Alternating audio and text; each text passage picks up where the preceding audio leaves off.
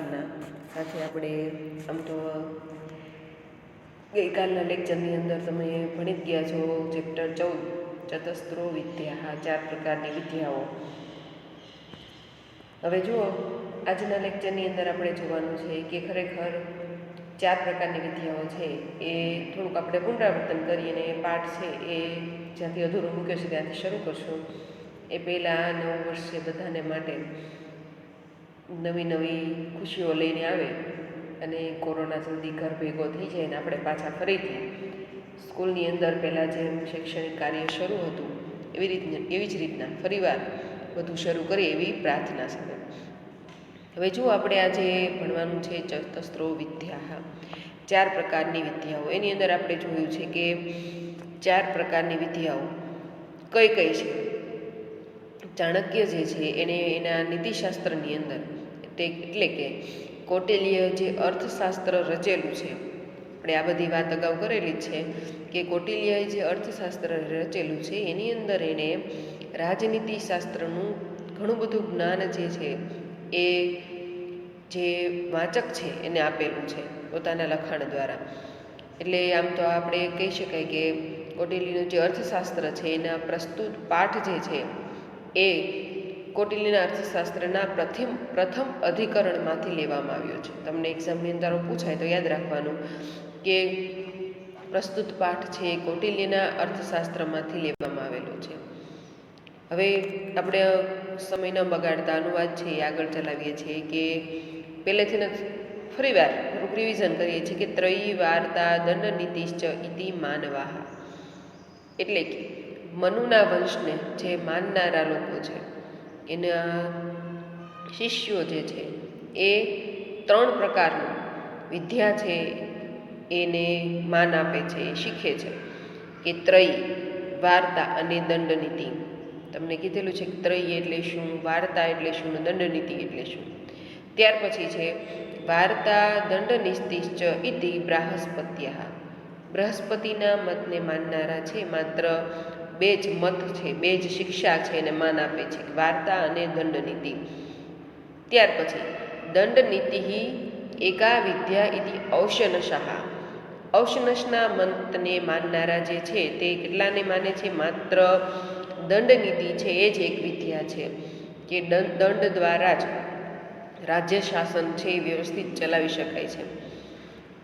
જો ખરેખર દંડનો ભય હોય તો જ પ્રજા છે એની અંદર અનુશાસન લાવી શકાય છે. એટલે ખાસ યાદ રાખવાનું કે ઔશનશના ને મતને માનનારા જે છે માત્ર દંડનીતિને માને છે, બૃહસ્પતિના મતને માનનારા છે એ વાર્તા અને દંડનીતિ એમ 2 મતોને માને છે, 2 શિક્ષાને માને છે. ત્યાર પછી માનવાહ એટલે મનુના વંશને જે માનનારા છે એ ત્રયી, વાર્તા અને દંડનીતિ એમ 3ને માને છે. ત્યાર પછી ચતસ્ત્ર એવ વિદ્યા ઇતિ કૌટિલ્ય, ચતસ્ત્ર એટલે કે 4 પ્રકારની વિદ્યા ઇતિ કૌટિલ્ય, 4 પ્રકારની વિદ્યાઓને જે માનનારા છે એ કૌટિલ્યના મતને અનુસરનારા છે. એટલે કૌટિલ્યના મતને જે અનુસરનારા છે એના શિષ્યો જે છે એ 4 પ્રકારની વિદ્યાઓને માને છે. એમાં 4 પ્રકારની વિદ્યાઓમાં કઈ કઈ આવી? તાહ ચ એટલે તેમાં આન્વીક્ષિકી, ત્રયી, વાર્તા અને દંડનીતિ 4 નીતિઓ આવે છે એની અંદર, કે તેમાં આન્વીક્ષિકી, ત્રયી, વાર્તા અને દંડનીતિ આ 4 છે. ત્યાર પછી સાંખ્યમ યોગો લોકાયતમ ચ ઇતિ આન્વીક્ષિકી, ધર્મ અધર્મો ત્રયામ અર્થ અનર્થો વાર્તાયામ નય અપનયો દંડનીત્યામ. તમને સમજાવેલું છે. આમાં શું કીધેલું છે કે આ જે 4 ટોપિક તમને આપ્યા, આન્વીક્ષિકી, ત્રયી, વાર્તા અને દંડનીતિ 4 છે વિસ્તૃત રીતે તમને સમજાવેલા છે. આન્વીક્ષિકી કોને કહેવામાં આવે છે? આન્વીક્ષિકી વિદ્યા છે એ ખરેખર શું છે તો સાંખ્ય દર્શન. સાંખ્ય દર્શનનો તમને ખ્યાલ હોય તો મેં તમને અગાઉ કીધેલું જ છે કે સાંખ્ય દર્શનની અંદર ખરેખર આ પ્રકૃતિ છે એનો ઉદ્ભવ કેવી રીતના થયો, ત્યાર પછી પ્રકૃતિ થઈ ત્યાર પછી જીવસૃષ્ટિ છે એની અંદર કેવી રીતના જન્મી, અને આ જીવસૃષ્ટિ છે એનું જીવન ટકાવી રાખવા માટે શું શું જરૂરી છે, શેમાંથી આ જીવ છે એ શરીર છે બનેલું છે, આ બધી ઘણી બધી વાતો છે એની અંદર કરવામાં આવેલી છે. પછી યોગ, લોકાયતમ, ચ ઇતિ આન્વીક્ષકી.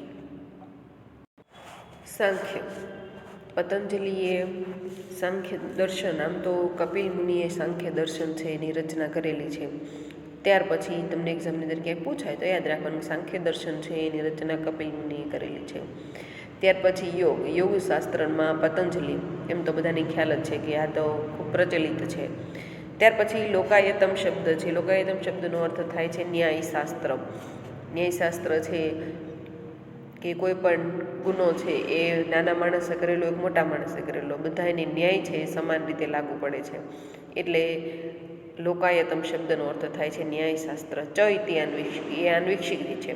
ધર્મ અધર્મો ત્રયામ, ધર્મ અને અધર્મનો ખ્યાલ છે એ ખરેખર હોવો જોઈએ. અર્થ અનર્થો વાર્તાયામ,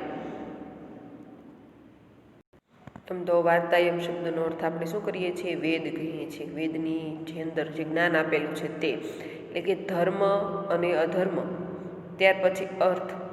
ધર્મ અને અધર્મનું જ્ઞાન જે છે, કર્તવ્ય અને અકર્તવ્યનું જ્ઞાન જે છે એ બધું શેમાં છે? વેદની અંદર આપેલું છે. ત્યાર પછી અર્થ અને અનર્થ, આ બધું જ જ્ઞાન જે છે ખરેખર વેદની અંદર આપેલું છે. ત્યાર પછી છે તો ધર્મ અધર્મો ત્રયામ. ત્રયામ શબ્દનો અર્થ શું કરીએ છીએ આપણે? વેદ, 3 વેદ. વાર્તાયમ શબ્દનો શબ્દાર્થી ખોટો બોલાઈ ગયો મારાથી, પરંતુ તમને તો ખ્યાલ હશે. ચાલો, વાર્તાયમ શબ્દનો અર્થ શું થાય છે? કૃષિ અને પશુપાલન. શું અર્થ થાય છે વાર્તાયમ શબ્દનો? કૃષિ. તો અર્થ અને અનર્થ વાર્તાયમ કૃષિ અને પશુપાલનથી પ્રાપ્ત થાય છે. તો તમે ખેતી જે કરતા હોય એને ખ્યાલ હોય કે યોગ્ય સમયે જમીન કેવી છે એ પ્રમાણે ખેતી થાય. કપાસને યોગ્ય જમીન હોય ને એની અંદર તમે બીજું કંઈક વાવો તો એટલી ઉપજાઉ ન બને. એટલા માટે થઈને કહે છે કે અર્થ અને અનર્થ વાર્તાયમ, એટલે કે પશુપાલન, કૃષિ અને પશુપાલન. ધર્મ અને અધર્મ એ ત્રયામ, એટલે કે વેદની અંદર આપવામાં આવેલું છે કે ધર્મ કોને કહેવાય, ધર્મ કઈ રીતના સાચવવો જોઈએ. અત્યારના સમયની અંદર જે ધર્મ માટે યુદ્ધ થતા હોય એ નહીં, પરંતુ બીજાને મદદ કરવી, ગરીબોની સેવા કરવી, આ બધા ધર્મની વાત છે અહીંયા. ત્યાર પછી છે નય અપનયો દંડનીત્યામ. દંડનીતિની અંદર ન્યાય અને અન્યાય વિશે માહિતી છે આપવામાં આવેલી છે. આ થઈ ટૂંકમાં વાત આ ચારેય વિશેની. કઈ ચારેય વિશેની? કૌટિલ્યની ખાસ યાદ રાખવાનું, આન્વીક્ષકી, ત્રયી, વાર્તા અને દંડનીતિ. ત્યાર પછીનું આપણે જોઈએ. અહીં આપેલું છે કે બલા બલે ચ એતાસામ હેતુભિ અન્વીક્ષમાણા આન્વીક્ષકી. હવે જો એ વિસ્તૃત રીતે સમજાવવામાં આવેલું છે તમને કે આન્વીક્ષકી એ 4 આપેલા છે, 4 જ ક્રમશર. હવે જે લાઈન તમે જોશો એની અંદર ખરેખર પહેલાં આન્વીક્ષિકી વિદ્યા વિસ્તૃત રીતે સમજાવેલી છે. ત્યાર પછી ત્રયી એટલે વેદો, વાર્તા એટલે કૃષિ અને પશુપાલન, ત્યાર પછી દંડનીતિ. જો બલા બલે ચ એતાસામ હેતુભિ અન્વીક્ષમાણા આન્વીક્ષકી.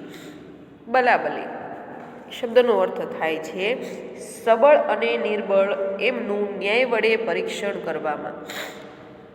સબળ અને નિર્બળ. બલા બલે ચ એતાસામ હેતુભિ અન્વીક્ષમાણા આન્વીક્ષીએ. સબળ અને નિર્બળ.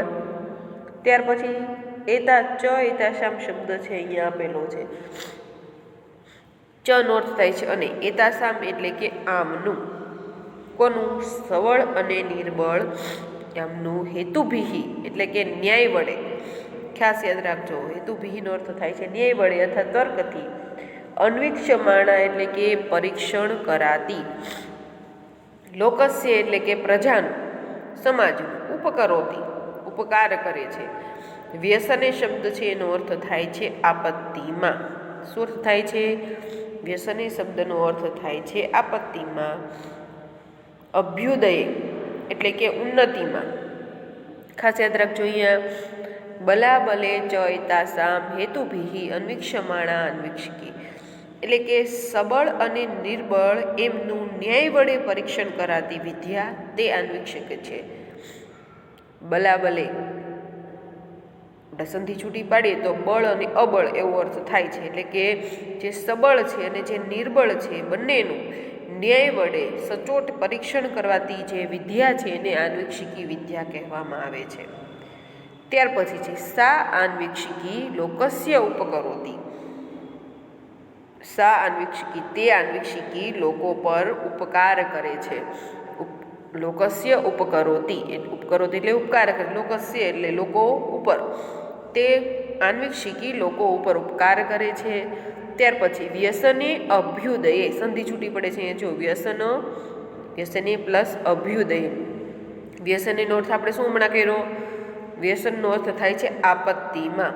અભ્યુદયે, અભ્યુદય શબ્દનો અર્થ થાય છે ઉન્નતિમાં.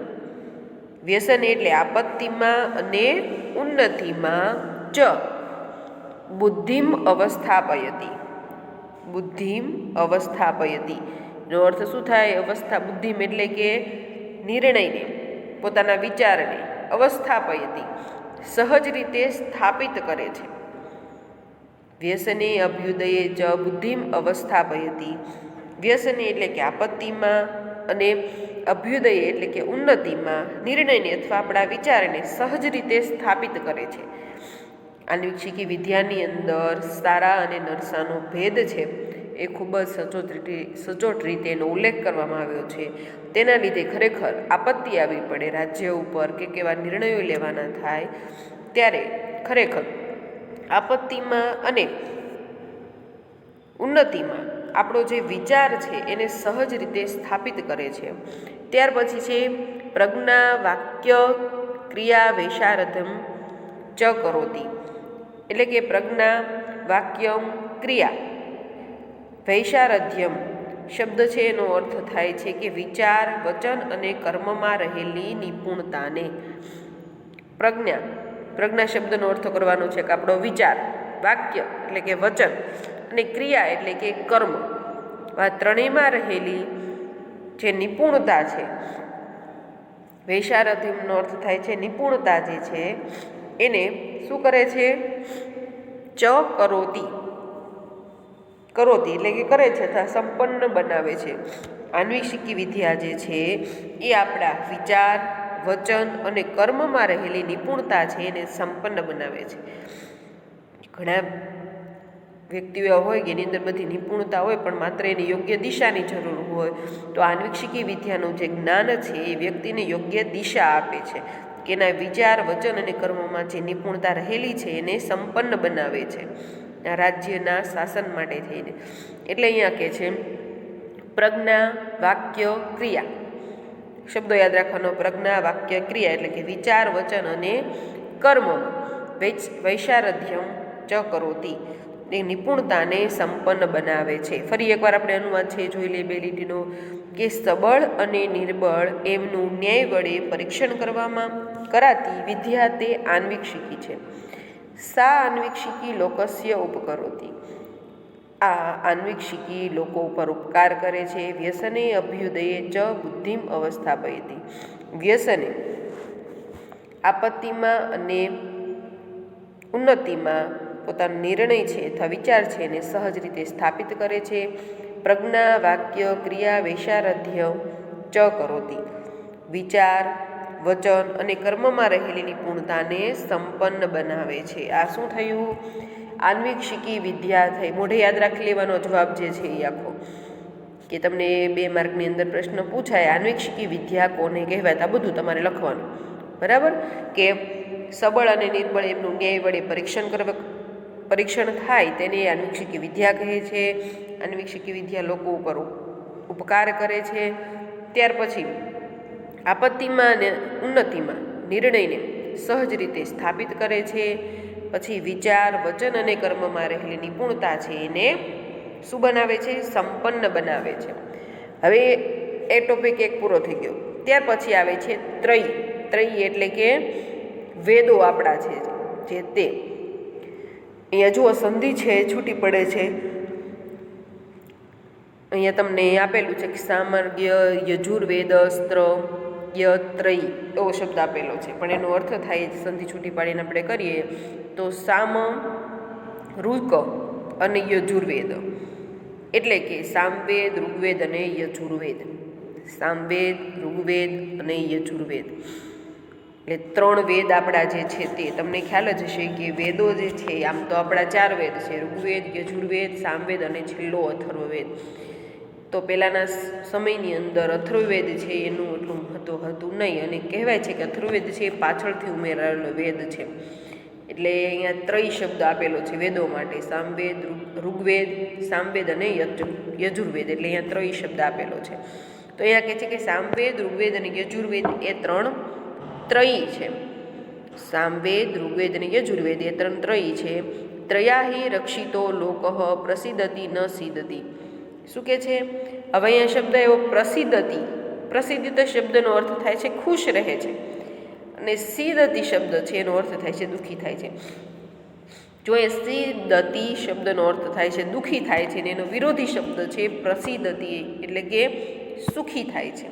આ શબ્દ છે ખાસ યાદ રાખજો કે સામવેદ, ઋગ્વેદ અને યજુર્વેદ એ 3 ત્રયી છે.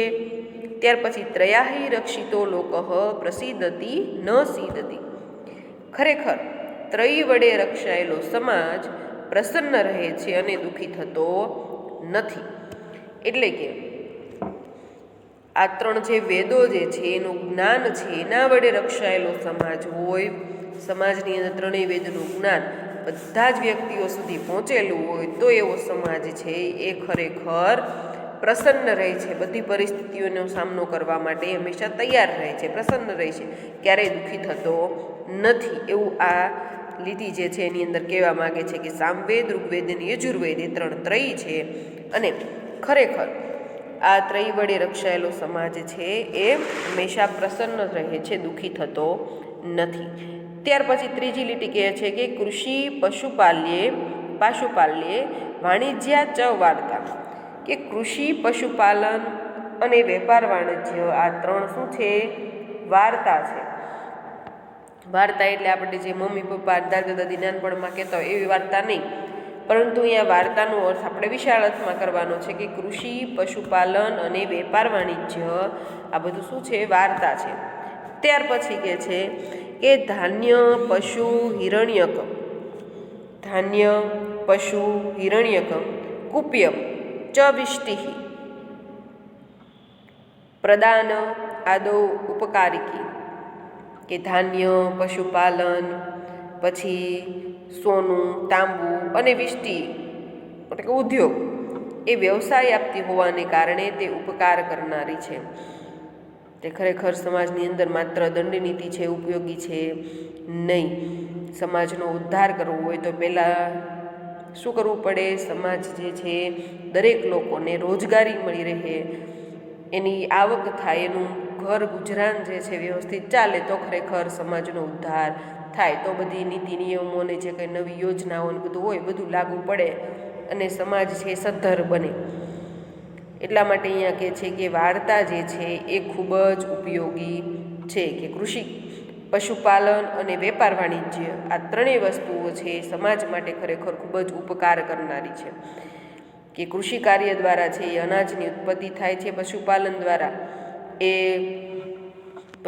દ્વારા પણ ઘણું બધું છે. તમે આમ તો જાણેલું થશે કે આપણે પાંજરાપોળ હોય તો ગાય છે ગાયના દૂધમાંથી, ગાયના મળમૂત્રમાંથી એ પણ ઘણી બધી દવાઓ છે બનતી હોય છે, અને ગાયનું દૂધ તો બધી જ રીતે ઉપયોગી છે એવું કહેવામાં આવે છે કે એનામાં ઘણી બધી રોગ પ્રતિકારક શક્તિઓ પણ રહેલી હોય છે.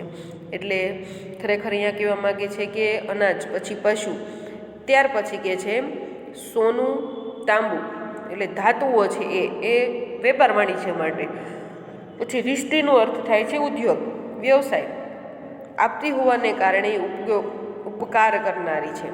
ખરેખર આ વાર્તા છે એની અંદર કૃષિ કાર્ય, પશુપાલન, વેપાર વાણિજ્ય બધું આપતી હોવાને કારણે આ વિદ્યા છે એ ઉપકારી છે. કૃષિ કાર્ય અને પશુપાલન તથા વેપાર વાણિજ્ય એ વાર્તા છે, એ આપણે જોયું, બરાબર. ત્યાર પછી છે ધાન્ય, પશુ, હિરણ્યક. ધાન્ય એટલે કે અનાજ, પશુ એટલે કે પશુઓ, અને હિરણ્યક શબ્દ છે એનો અર્થ થાય છે સોનું, તાંબુ. ત્યાર પછી કહે છે અહીંયા કુપ્યમ પછી વિષ્ટિ. વિષ્ટિ શબ્દનો અર્થ થાય છે ઉદ્યોગ અથવા વ્યવસાય. પ્રદાનો, પ્રદાન એટલે આપતી હોવાને કારણે. ઉપકારી, ઉપકાર કરનારી છે. કૃષિ કાર્ય અને પશુપાલન તથા વેપાર વાણિજ્ય વાર્તા છે. અનાજ, પશુ, સોનું, તાંબુ અને વિષ્ટિ અથવા તો ઉદ્યોગ અથવા વ્યવસાય આપતી હોવાને કારણે તે ઉપકાર કરનારી છે.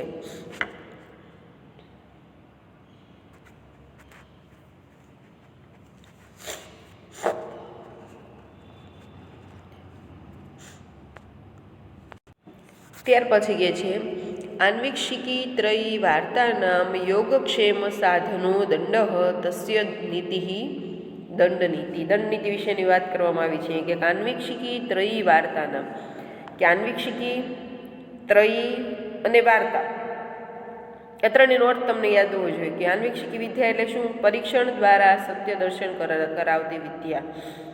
પરીક્ષણ દ્વારા કે ન્યાય અન્યાય, સારું ખરાબ એ બધાનું સચોટ પરીક્ષણ દ્વારા એ ન્યાય થાય છે. ત્યાર પછી ત્રય, ત્રયની અંદર શું આવે? ત્રણેય વેદ. ત્યાર પછી વાર્તા એટલે કૃષિ, પશુપાલન એ બધું વાર્તાની અંદર આવે. ત્યાર પછી કે છે યોગક્ષેમ સાધનો દંડ. આ બધું જ હોય પરંતુ દંડનીતિ એટલે યોગ્ય દંડ છે એ અપાતો ન હોય, સારા નરસાનો ભેદ જે છે એ ખરેખર ન્યાયની અંદર રખાતો હોય તો આ ત્રણેય નીતિઓ છે નકામી છે. એવું કોણ કહે છે? કૌટિલ્ય. એટલે ખરેખર આની અંદર કહેવામાં આવ્યું છે કે વિદ્યાના યોગક્ષેમના સાધનવાળો દંડ છે. આ બધી જ નીતિઓ ક્યારે લાગુ પડે? જ્યારે દંડ નીતિ છે એનું યોગ્ય કાર્ય કરતી હોય ત્યારે. એટલે કે છે યોગક્ષેમ સાધનો દંડ.